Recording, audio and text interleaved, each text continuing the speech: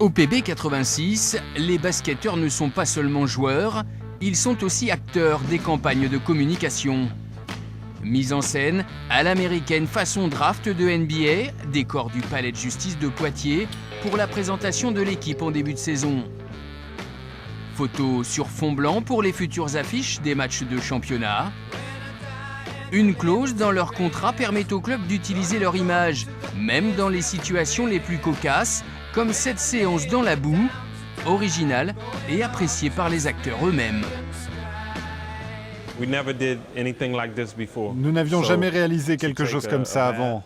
Prendre un bain dans la boue, voir son visage si différent, c'était une super expérience. Tout le monde a dit qu'il avait apprécié, qu'il avait pris beaucoup de plaisir. Ces idées sont développées ici dans les nouveaux bureaux du Poitiers Basket 86 par des prestataires extérieurs.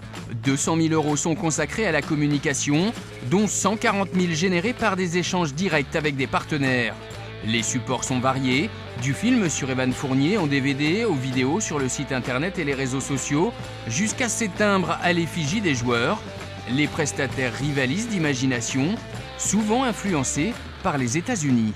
On a pour volonté de prendre de l'américain et d'en faire du poids de vin, alors c'est toujours un peu compliqué, mais c'est pour ça qu'on implique parfois des supporters avec des grosses barbes ou des partenaires qui mangent du saucisson. Enfin pour nous, il faut arriver à trouver le meilleur des deux parce qu'on ne veut pas renier notre culture.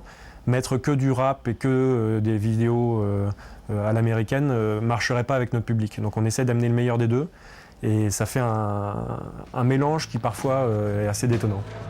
Dans cet esprit, le Poitiers Basket 86 vient d'éditer 62 cartes à collectionner. Toutes relatent l'histoire du club à partir de photos des joueurs actuels et des vedettes des années passées. Certaines sont à dédicacer, les plus rares s'échangent les soirs de match. C'est super intéressant, moi je retrouve mon âme de petit garçon où je collectionnais déjà mes cartes Panini et je trouve ça vraiment intéressant. La communication du PB 86 attire les convoitises. 2 équipes professionnelles françaises souhaitent reprendre l'idée des cartes collector. Le club, lui, est déjà orienté vers d'autres projets, des photos et de nouvelles vidéos dans le noir des arènes.